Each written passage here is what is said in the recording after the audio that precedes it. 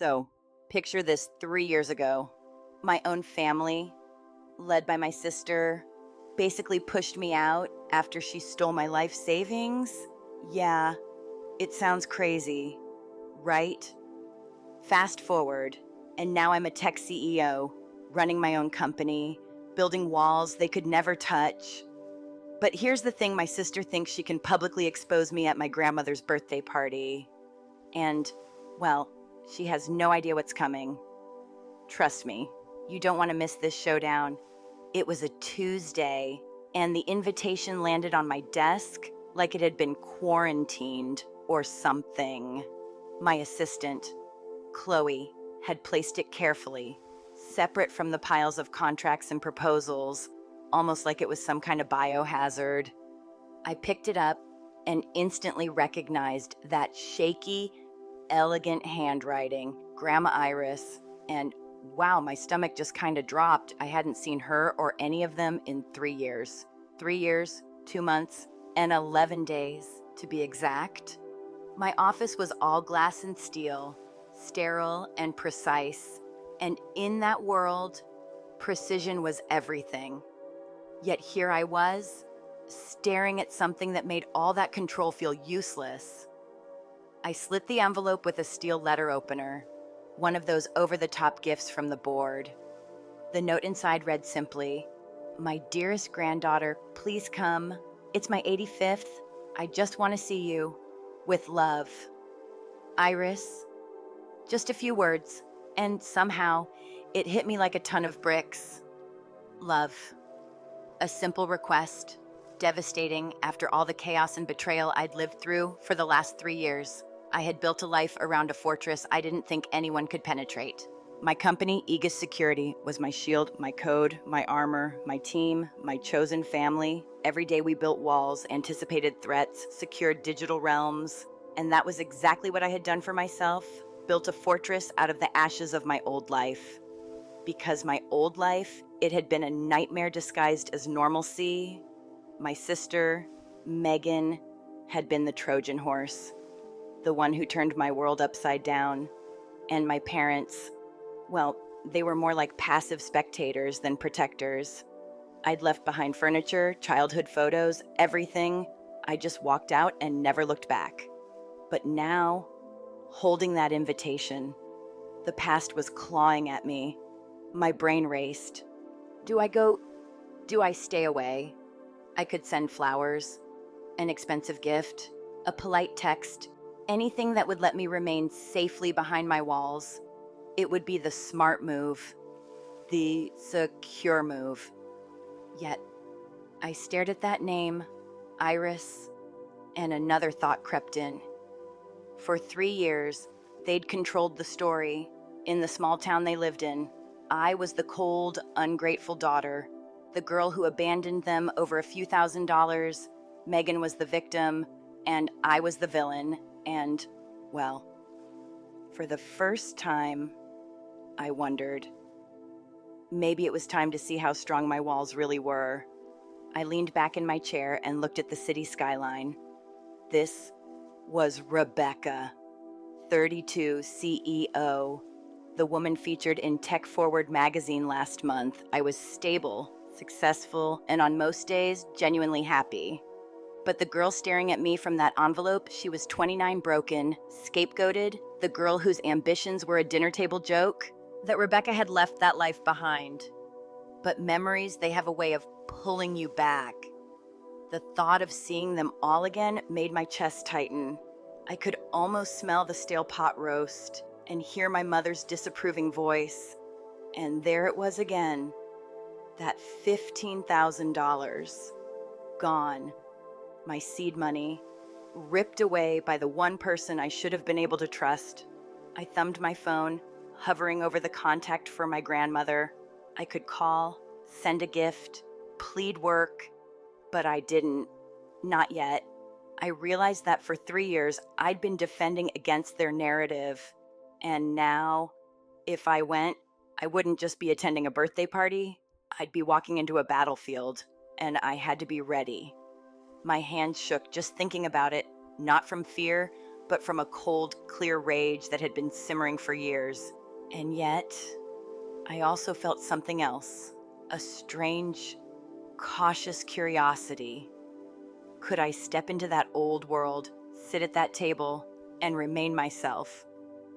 Could I go back and not lose everything again? Finally, I called my lawyer. Not my grandmother, not my mother, not even Megan, me, the data specialist, the person who had kept track of every betrayal, every detail, every stolen moment. The fortress I had built had an opening now, but I wasn't about to step through blindly. I opened the contingency file I hadn't touched in years, the one that held all the evidence of what had been done to me. I remembered every moment, every theft, every lie, and for the first time, I felt ready. The past was still there, but I was no longer the scared girl. I was Rebecca, the CEO, armed with knowledge, control, and the careful patience of someone who'd survived the worst. And as I hung up the phone, I realized I wasn't just considering going. I was planning to see exactly how far the story would go. And honestly, I was kind of excited to find out. The $15,000, it wasn't just money. To me, it was a lifeline. It was 2 years of saving, scraping every penny while working a soul-crushing office job by day and coding by night. I had plans, big ones, my own escape pod, my ticket out of a family that never saw me, that never valued me. And then, one day, it was on. Megan had taken it, just like that, without a second thought. She wasn't apologetic. She wasn't even subtle. She had this casual, almost careless cruelty about her, as if my dreams, my hard work, were just collateral damage in her world. It started with the boyfriend, Julian. Oh, Julian, the guy who was way too handsome, his suits too shiny, acting like he was some sort of financial genius, and Megan obsessed. She saw him as her golden ticket, the key to the life she thought she deserved. I tried to warn her gently, told her his pitch sounded like a classic pyramid scheme that mathematically, the returns he promised were impossible, but did she listen? No. She turned on me with a fury that made me blink in disbelief. Just because I had ambition, because I could see through his scam, didn't mean she wanted to hear it. I was jealous. I was a loser. She said, a dried up little loser. Can you believe that she called me that before running to my parents? Spinning the story like she was the innocent one. And my parents, well, they were the enablers.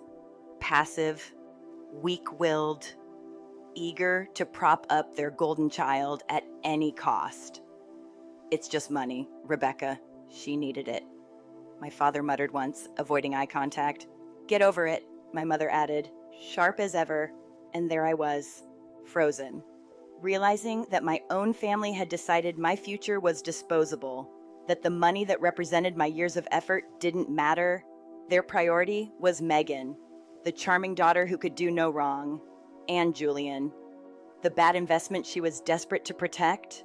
I hadn't shouted, hadn't cried. I simply packed a duffel bag with my laptop, 3 days worth of clothes, and walked out, left behind the furniture, the photos, the suffocating toxicity. That moment was the first step. Yes. But the real turning point came when I dove into the data, the evidence. I went back to the shared family computer, the one in the den, and started pulling the logs. Oh, Megan had been sloppy. Rookie mistakes. She hadn't even deactivated the account she used for the transfer. Every detail was right there. IP addresses, timestamps, emails, the whole thread. And here's the thing. It wasn't just a bad investment. Julian was a professional con artist. And Megan, she wasn't fooled. She was complicit. Reading those emails, I realized the depth of it. Jay, the $15,000 from your sister is a good start. Babe, but it's not enough. When are you going to get her to invest in the Dubai project fully? get her to liquidate the stocks her grandmother left her. Megan had tried to mask it with little lies: car repairs, rent, bad investments, but the evidence didn't lie. She had actively worked to bring me into their scheme. And my parents, clueless as ever, thought they were just helping Megan navigate some small crisis. They didn't see the con, didn't see the betrayal. And that's when it hit me. The system itself was against me. The narrative my mother had built, the golden child, the perfect daughter, the little nerdy dreamer as the problem child, it was all engineered to keep me in my place. But here's the thing. That theft wasn't the end. It was the beginning. The $15,000 represented freedom, my escape, my future. And the fact that Megan had the audacity to take it, to weaponize it for someone else's gain, solidified something in me. I wasn't going to just disappear quietly again. No, this time I would be prepared. I would be armed, not with anger, but with facts, data, evidence, the tools of my trade. My expertise in security and intelligence were now my weapons. I meticulously downloaded every single email, every log, every digital trace, encrypted it, and stored it safely. This was my contingency, my insurance policy against a family who had shown me time and time again that they were untrustworthy. And Megan, she wasn't just thoughtless, she was actively cruel. She mocked my interests, my conferences, my work, borrowed clothes only to ruin them, undermined my confidence with little insidious jabs. Oh, Becca, still playing with your computer games? So cute, don't you want to meet a real man? Casual cruelty, constant. And all the while, the boyfriend scheme was unfolding right under my family's nose. I could see now that every action, every lie, every manipulation was part of a larger plan. They had to control me, to pull me into their chaos. I couldn't believe it at first. The audacity, the arrogance, the sense of entitlement. But I had proof. Every email, every transfer, every detail. And instead of confronting them immediately, I held back. I didn't need to destroy Megan in that moment. Not yet. I had built something stronger than anger. I had built clarity, patience, and precision. The $15,000 had been a test, a trigger, and I passed the test by stepping away, by learning, by preparing. Every late night spent on side projects, every coding boot camp, every painstaking savings decision had led to this moment. Megan could steal money, manipulate narratives, lie, and charm. But I had something she could never take from me: the skills, the foresight, and the calm to see the entire system for what it was. And slowly, the frustration turned into resolve. The injustice stoked a fire. I wasn't bitter in the helpless way I had been before. I wasn't the scared girl who would cry and apologize. I was Rebecca, the data specialist, the CEO, the person who had survived the betrayal, cataloged it, and learned from it. That money had been more than cash, it was a symbol of what I had to lose, what I had to protect, and ultimately what I was going to reclaim, not just for myself, but for the truth to finally be recognized. Megan had thought she could define my story, but she had underestimated one crucial thing. I remembered everything. And now, after 3 years, I was ready to act, to confront, to finally close the chapter on what they had tried to take from me. I remember sitting there, staring at the family computer in the den, my fingers hovering over the keyboard, heart steady, but my mind spinning. It had been 3 years. But the moment I saw that zero balance, something inside me shifted. Not panic, no. I had learned how to control that, but focus. I knew I had to understand everything, every move, every lie. So I started at the beginning, the router logs. I traced every IP, every connection, every transfer. Megan had been sloppy, rookie mistakes, the kind even an amateur could spot. But I wasn't an amateur. I was precise, methodical, and, well, I had nothing to lose at this point. Step by step, I mapped the transfers. The $15,000 hadn't just disappeared. It had a path, a destination. My blood ran cold. Every timestamp, every click, it was all there. Evidence laid bare by digital traces she never thought I'd notice. And then I moved on to the emails. Oh, the emails. They started out innocent, or at least she thought so. Requests for money, vague explanations, casual lies. But as I dug deeper, I saw the pattern, the orchestration. Julian, that smooth, overconfident con artist. Megan wasn't duped. She was complicit. And she had documented it herself. I couldn't help a sharp intake of breath as I read through them. The audacity, the arrogance. Every detail lined up like a puzzle I had been waiting to solve. Jay, the $15,000 from your sister is a good start. Babe, but it's not enough. When are you going to get her to invest in the Dubai project fully?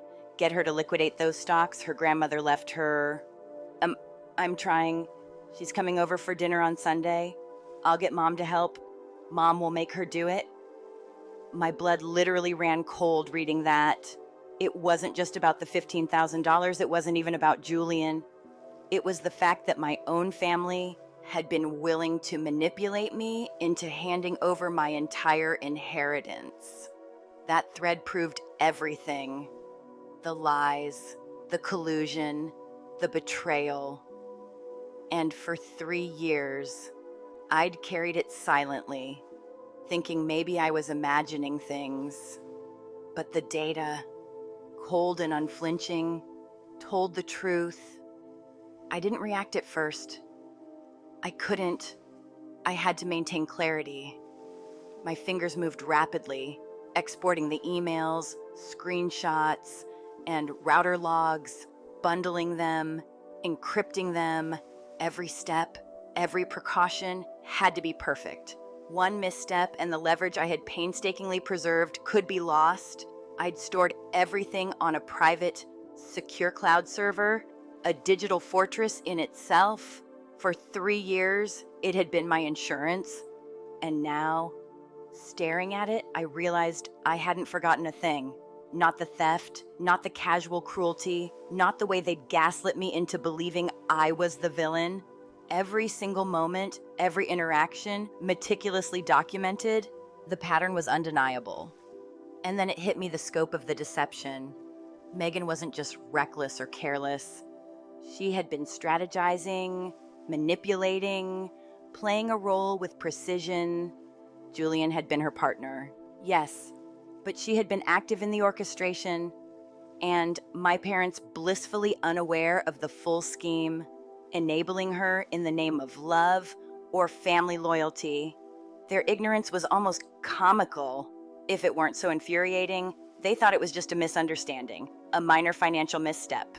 But they had completely missed the bigger picture, and I, of course, had every piece of evidence they never suspected I'd have. I leaned back in my chair, letting the magnitude of it sink in. It was cold, brutally precise, and yet there was a kind of satisfaction in the clarity.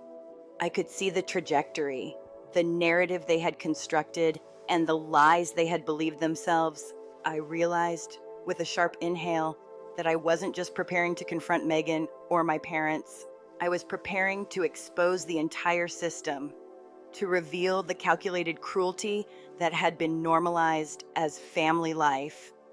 The emails were damning, the bank transfers were irrefutable. Every lie, every manipulation, every attempt to pull me into their scheme, it was all there, all laid bare. And here's the weird part, despite the anger, the betrayal, I felt a calm, cold, but calm. For the first time, I knew exactly what I had and exactly what I could do with it. And it wasn't just the evidence itself, it was the pattern, the psychology. I could see how Megan had twisted facts, how she had rehearsed stories to cover her tracks, how Julian had guided her.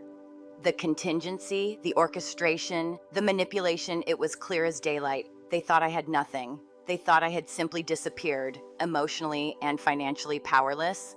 but I had been preparing silently, meticulously, cataloging everything, learning how to predict their moves. And now, every detail was accessible, actionable, undeniable. I remember laughing quietly to myself, the sound strange in my empty office, the brilliance of it, the audacity of my own foresight. For 3 years, I had carried the weight of their betrayal. But now, the power had shifted.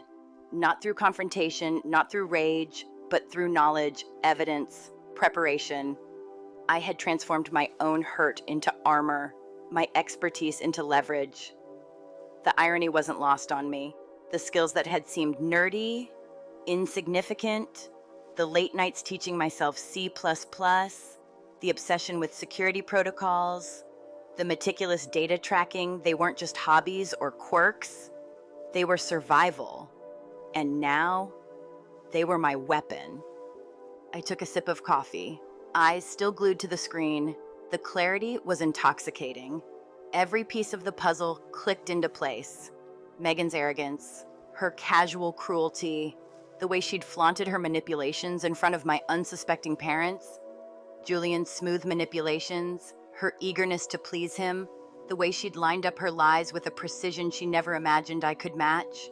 And all of it had been documented, unmistakable, irrefutable.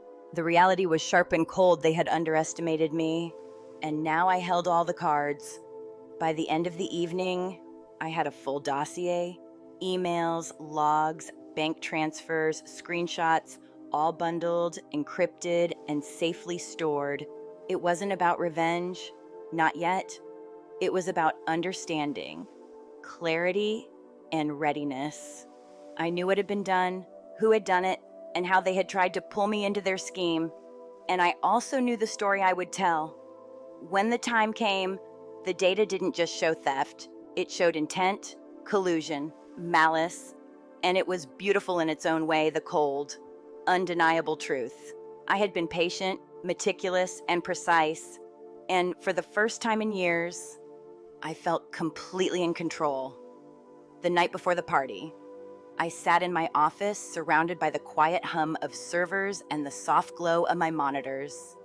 The contingency files were open, organized, encrypted, the product of 3 years of careful planning. I knew that stepping into my grandmother's house wasn't going to be a casual visit. It was a test, a stage set for drama, and I had to be ready for anything. My mind ran through every possible scenario, Megan trying to bait me, my parents spinning stories, the subtle jabs, the guilt trips. I needed a plan, a strategy, not just luck or courage. I dressed carefully, choosing a navy blue dress that was elegant but understated. Expensive, sure, but not flashy. Professional, armor. I wanted to convey composure, not intimidation. Makeup, hair, shoes, every detail deliberately subtle. I stood in front of the mirror, taking a deep breath, thinking about the posture, the tone, the expressions I'd need. If I let my emotions show anger, anxiety, hesitation, they could exploit it. Every micro reaction could change the dynamic, give them leverage. I couldn't afford that. I was Rebecca, CEO and data specialist, walking into a minefield of old grudges and new expectations. I ran scenarios in my head like a mental chess game. What if Megan tried to provoke me, if she lured me into arguments? I had to respond, not react. If my parents guilt-tripped me, I needed to deflect politely, acknowledge, but never concede, trust, but verify, keep it polite, keep it professional, keep it measured. I would interact with my grandmother with warmth, respect, and care. But beyond that, boundaries were critical. I wasn't there to reconcile with my sister or parents. I was there to honor Grandma Iris, to be present, and to maintain control over my own narrative. I double-checked everything, the contingency files, my communications, the evidence I'd compiled over the years, bank transfers, emails, logs. They were all encrypted and ready if things went sideways. Not for revenge, not yet, but as insurance. I ran through the sequence in my mind. If a conversation turned, if a lie was spun, if someone tried to manipulate or provoke, I would remain composed. Data was my anchor, facts were my shield. The chaos of emotion wouldn't unseat me. That 3-year-old, the girl who had walked away with nothing but determination, was gone. In her place was someone who had learned to anticipate, to protect herself, to hold the line. Even my route to the party was planned.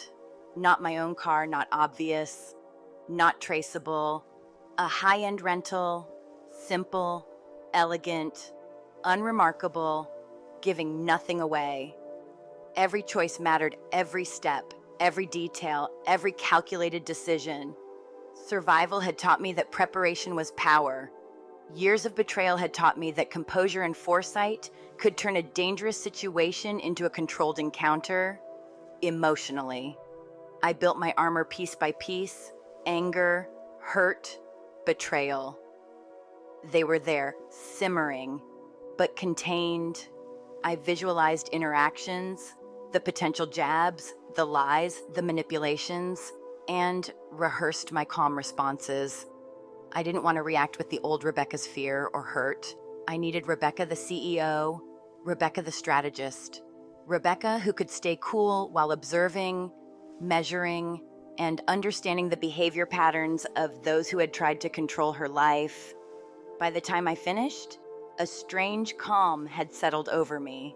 Suspense still buzzed in my veins, but it was tempered by confidence and control.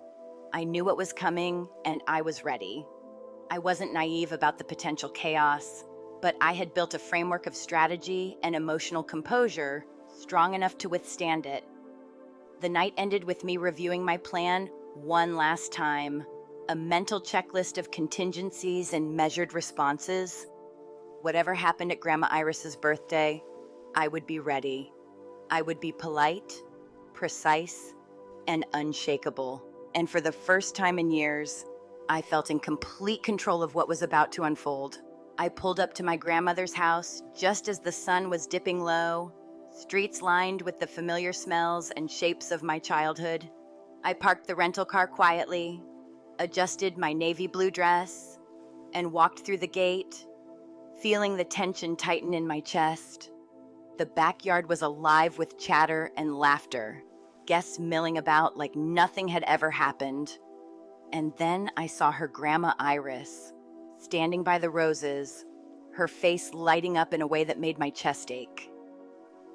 "Rebecca, you came.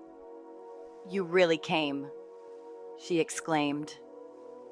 Arms open, I stepped into her embrace, inhaling the familiar scent of lavender and powder, whispering, "I wouldn't miss it. Grandma, happy birthday." I handed her the gift I'd chosen carefully, a first edition of her favorite poetry. Her smile was genuine, unguarded. For a heartbeat, everything felt normal. But of course, it couldn't last. A sharp, saccharine voice cut through the air. "Well, look who it is." I turned, and there she was. Megan, perfectly styled hair, tight dress, champagne glass in hand, scanning the crowd, hunting for reactions. Her eyes landed on me. "Hello, Megan," I said calmly, letting my words carry steady confidence. "Rebecca, we weren't sure you'd actually show," she said, loud enough for others to hear, smirk tugging at her lips. "With your big, important company, we're all so impressed." I didn't rise to the bait. "I'm here for Grandma," I said, measured, calm. Right, for Grandma." She laughed, brittle and forced. "Or maybe you just wanted to come back and, gloat?" She leaned slightly forward, making sure others were listening, trying to provoke. I felt the curious eyes of the guests flick toward us.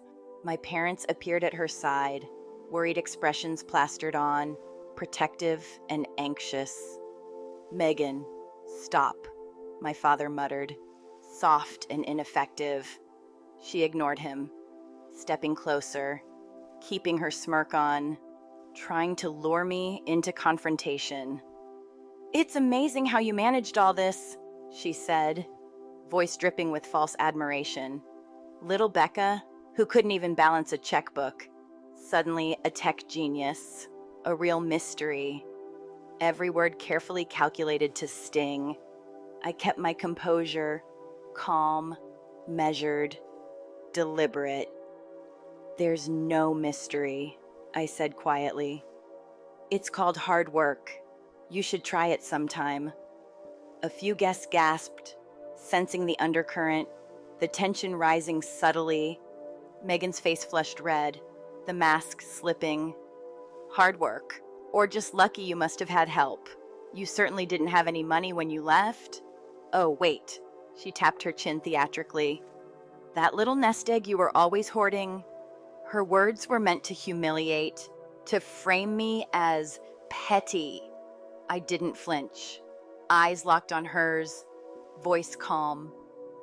"Yes, I did. And that money was part of my plan." The silence that followed was palpable. The guests leaned in, drawn into the slow unfolding of a story they weren't fully aware of. Megan's smirk faltered. "Oh, please, you probably make that in an hour. And what did you need it for anyway?" She was grasping at straws, trying to rewrite the past. "I remember exactly what you told everyone it was for," I said, conversational but firm. "Car repairs, rent, bad investments. Your story changes a lot." Megan, her eyes widened in panic, bravado cracking, and the suspense thickened. Around us, the guests watched, silent, sensing the tension, the history, the slow revelation of truths. In that moment, I realized the stage was set.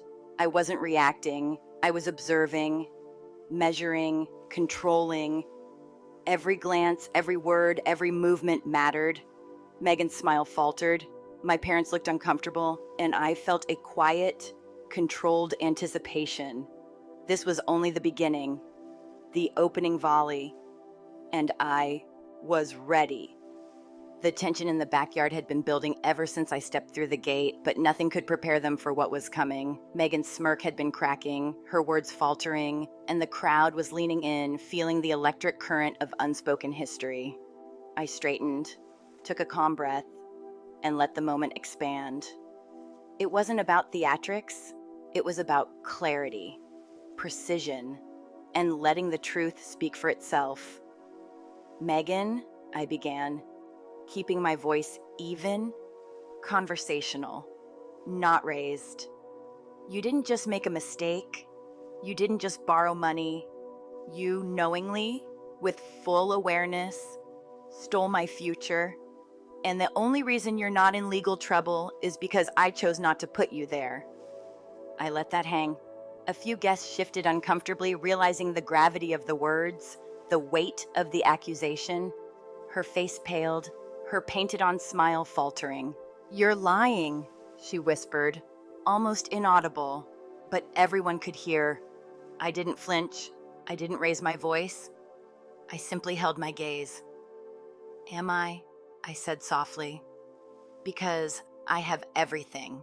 The emails, the bank transfers, the logs. You weren't just careless. You were complicit. You tried to involve me in a scheme you knew was criminal, all to save yourself and impress your boyfriend. And my parents, well, they didn't know the half of it." The guests were leaning in now, breaths caught, sensing the layers unraveling before them. Megan's hands fisted at her sides. I don't know what you're talking about," she stammered, but the conviction was gone. Her armor was cracking. The audience could see it. And then I pulled out my phone. The contingency file was at my fingertips. I opened it, the first emails ready to display, and I said calmly, "This is from you to Julian. 3 days before you stole the money. Read this line, he's a known fraud. Julian, if we get caught, I could go to jail. We have to be smarter." You knew what you were doing. The backyard went deathly quiet. My father's lips parted, a whisper escaping. She knew he was a criminal. I nodded, letting my eyes lock on Megan's. She was shaking now, the mask of golden child perfection disintegrating. The crowd watched, frozen, the hum of murmurs suspended in shock. I swiped to the next email.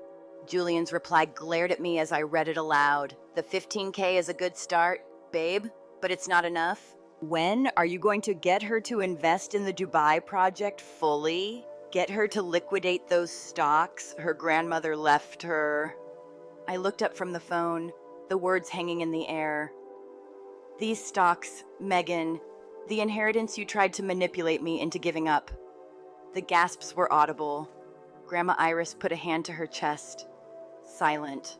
Heartbroken. The scope of Megan's manipulation was now impossible to ignore. Megan's shoulders stiffened.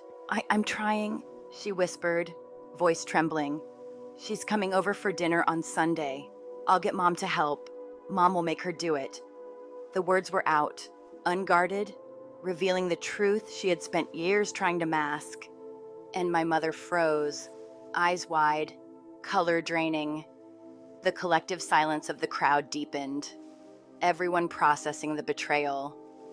I let the silence stretch, then continued, calm and measured. You were eager to believe the narrative that I was the selfish one. While you were the star, you manipulated everyone, used your boyfriend, and yes, even Mom, to try to control my future. Megan's face contorted, rage bubbling, panic flashing in her eyes. You didn't just steal from me, Megan. You tried to serve me up to a predator, and you almost succeeded. Her scream broke the spell, sharp and venomous. You witch! You came here to ruin everything. She lunged, hands raised, but my father caught her arm mid-swing. The crowd flinched, shocked. Megan spun, trying to frame herself as the victim now, tears welling up, theatrics fully engaged. She's lying, Mom. Tell her she's lying. The betrayal, the gaslighting, it was all collapsing around her. My voice carried over the chaos, quiet but resolute. She's the one who brought it up.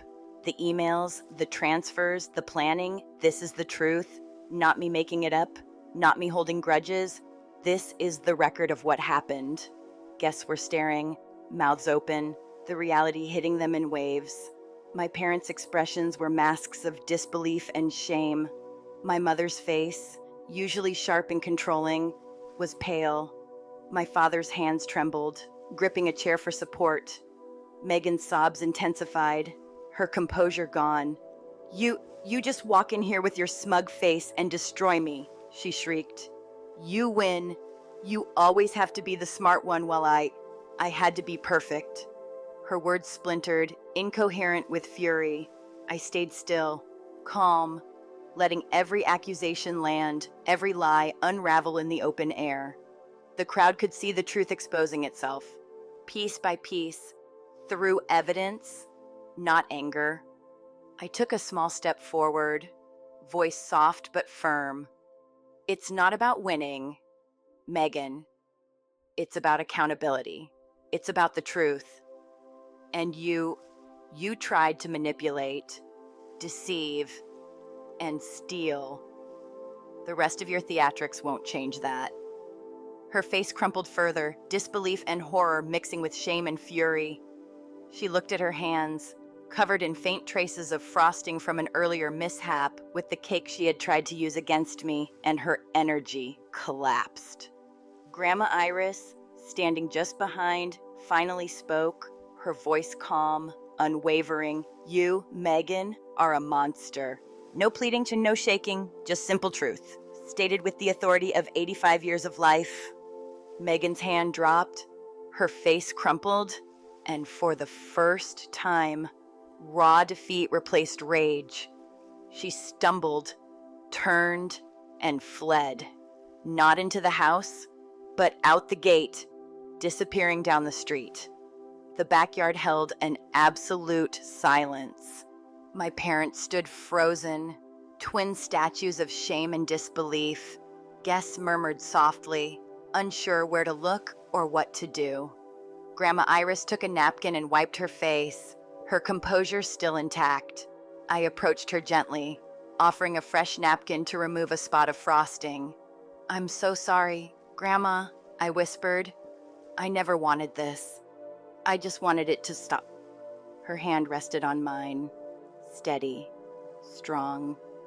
"It's okay now," she said softly. "You don't have to carry this alone anymore." Her eyes, full of understanding and a fierce clarity, gave me the permission to finally exhale. The system, the narrative, the carefully orchestrated lies, they all collapsed in that moment. And in the silence that followed, I felt a weight lift, replaced with a calm I hadn't known in years. The confrontation was over. The truth had landed. And for the first time in a long time, I felt the peace of justice served. The moment that changed everything came not from me, not from evidence or words, but from Grandma Iris herself. She stepped forward, small and frail, yet every movement radiated an authority that made the backyard fall silent. Her gaze locked on Megan, unwavering, and her voice cut through the lingering tension, calm but impossibly sharp. "You, Megan, are a monster." Just that. No yelling, no theatrics, no pleading, just a simple, undeniable truth, spoken like a law of physics. The crowd went still, the sound of ice clinking in glasses the only interruption. As everyone absorbed the weight of her words, Megan's hands, previously flailing, dropped instantly. Her painted smile faltered, replaced by raw, stunned horror. The rage and anger that had been her armor evaporated in that one sentence. She stared at her grandmother, then at her own hands, as if seeing herself for the first time. The humiliation, the collapse of her golden child persona, was complete. She stumbled backward, tripping over the lawn, and then turned and ran away from the party, away from the people she had tried to manipulate, disappearing into the street. It wasn't a dramatic escape or a slick exit. It was the flight of someone utterly defeated and unmoored. My parents were frozen in place, their faces a mix of some disbelief and helplessness. They hadn't anticipated this, hadn't prepared for the collapse of the story they had woven. My mother's usual commanding energy was gone, replaced with brittle panic.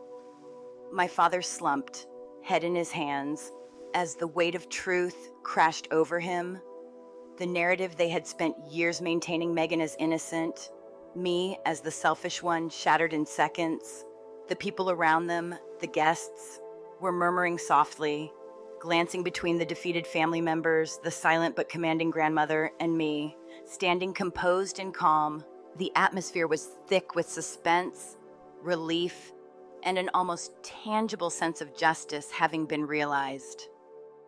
I stepped closer to Grandma Iris, offering a fresh napkin to gently wipe a spot of frosting from her hair. "I'm so sorry, Grandma," I whispered, my voice low, almost reverent. "I never wanted this. I just wanted it to stop." Her hand rested on mine, frail but steady, and she squeezed softly, a gesture filled with strength and love. "It's okay now," she said, calm and deliberate. "You don't have to carry this alone anymore." Her eyes, clear and full of understanding, met mine, and I felt a release I hadn't known in years. The tension that had built inside me, the weight of betrayal and injustice, softened under her gaze. Her words weren't just reassurance, they were permission to finally let go, to step out of the shadow of pain and manipulation that had defined my past. The guests began to stir, realizing the confrontation had ended, that the truth had landed definitively. They whispered among themselves, glancing at the parents still frozen, at Megan, who had vanished from sight, and at Grandma Iris, who remained composed, handling the aftermath with the quiet dignity that had always defined her. There was no need for further explanation or dramatics. The clarity of her judgment and the facts I had revealed spoke volumes. For a few moments, I simply stood there, holding her hand, letting the enormity of the moment settle. The confrontation had been intense, public, and emotionally exhausting. But now the air felt lighter, freer. I didn't look back at my parents or at the empty space where Megan had fled. There was nothing left to resolve with them in that moment. My grandmother had acknowledged the pain I had carried alone, had validated my truth, and that was enough. Her calm decisiveness had not only dismantled Megan's facade, but had also shifted the family dynamic, leaving clarity and justice in its wake. I kissed her gently on the cheek, whispering, "I love you. I'll call next week." She smiled, a real, unguarded smile, one filled with warmth and pride. "I'll be waiting for it," she replied. The simple exchange was heavy with meaning, closure, and the promise of normalcy after years of betrayal. And as I walked away, the crowd and the chaos fading behind me, I felt an unparalleled sense of, the confrontation was over. The truth had been revealed. Megan's defeat was absolute. My parents left to reckon with reality, and Grandma Iris's quiet, decisive action had brought a resolution that no words of mine could have achieved alone.